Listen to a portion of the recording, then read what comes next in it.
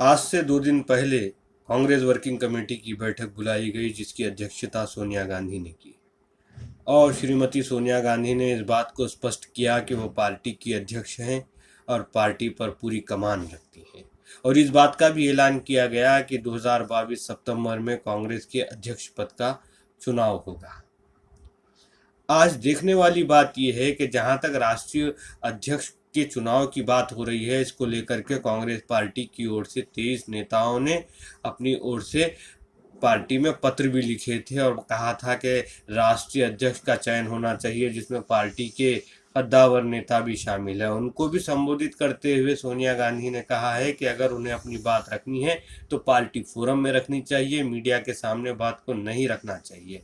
तो आज कांग्रेस पार्टी अब ये स्पष्ट रूप से कह चुकी है कि 1 साल बाद उसके यहाँ राष्ट्रीय अध्यक्ष का चुनाव होगा। लेकिन जब सोनिया गांधी शुरू राजनीति में आई थी तो वो खुद अपनी मर्जी से राजनीति में नहीं आई थी, बल्कि कांग्रेस पार्टी और कांग्रेस पार्टी का के नेता और उस समय के निचले स्तर तक के पार्टी कार्यकर्ता की ओर से ये मांग उठी थी कि अब कांग्रेस पार्टी की कमान सोनिया गांधी को अपने हाथों में लेनी होगी, वरना कांग्रेस पार्टी एक घोर संकट में आ सकती है। 90 का वो दशक था जब कांग्रेस पार्टी बड़े ही कठिन समय से बीत रही थी और भारतीय जनता पार्टी का देश की राजनीति में उरूज हो रहा था। ऐसे समय जब अटल बिहारी वाजपेयी की और भारतीय जनता पार्टी की पहली सरकार केंद्र में बन चुकी थी, ऐसी स्थिति में सोनिया गांधी को पार्टी में लाया गया और उन्होंने अध्यक्ष पद को स्वीकारा।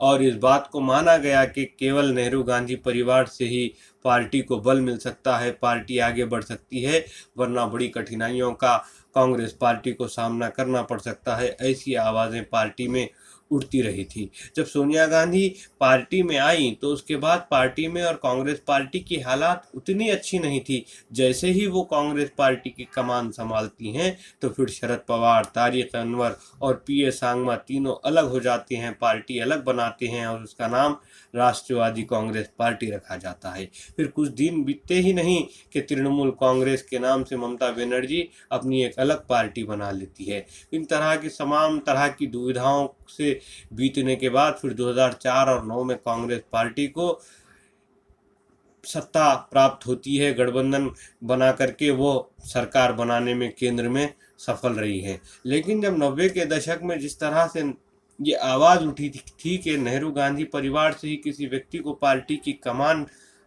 हासिल करनी चाहिए, आज वैसी आवाज़ कांग्रेस पार्टी में कांग्रेस वर्कर्स की तरफ से या कांग्रेस के नेताओं की तरफ से नहीं उठ रही है, क्योंकि वो सब जानते हैं कि आज कांग्रेस का पूरा कंट्रोल नेहरू गांधी परिवार के कारण ही है, क्योंकि नेहरू गांधी परिवार ही है जो पार्टी को स्टेबल रखे हुए हैं। किसी भी पार्टी में अगर किसी पार्टी के नेता को अगर ये कहा जाए कि ये शक्तिशाली है या नहीं है, तो इसको देखने का एक ही माध्यम है। जब अगर कोई नेता नगर पालिका से चुनाव से लेकर विधानसभा और लोकसभा तक उम्मीदवारों का, अपने पार्टी के उम्मीदवारों का चयन करता है, तो ये बात स्पष्ट हो जाती है कि पार्टी पर पूरी तरीके से उनकी कमान है। आज अगर कांग्रेस पार्टी में अगर कोई चुनाव होता है तो किसी भी उम्मीदवार के चयन के लिए गांधी परिवार से, चाहे प्रियंका गांधी वाड्रा हो, राहुल गांधी हो या सोनिया गांधी हो, किसी भी उम्मीदवार का चयन तो यही करते हैं। तो अब यहाँ पार्टी में इस बात को लेकर के कोई संदेह नहीं है कि पार्टी में तो नेहरू गांधी परिवार का वर्चस्व है और वो मजबूती के साथ है। अब एक फुल टाइम प्रेसिडेंट की बात हो रही है, एक अध्यक्ष पद की बात हो रही है, जिसके बारे में भी स्पष्ट कर दिया गया है कि अगले वर्ष सितंबर में इसके चुनाव होंगे।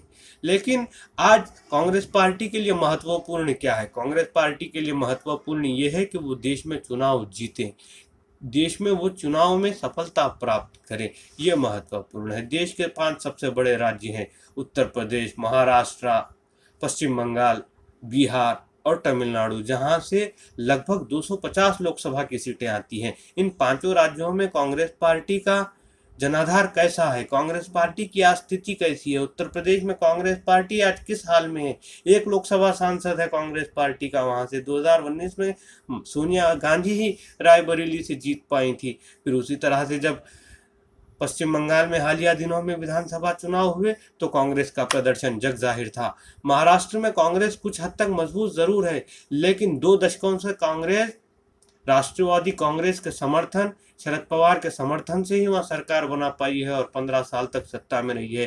कांग्रेस पार्टी अकेले बलबूते पर महाराष्ट्र में सत्ता में आने के आज काबिल नहीं है।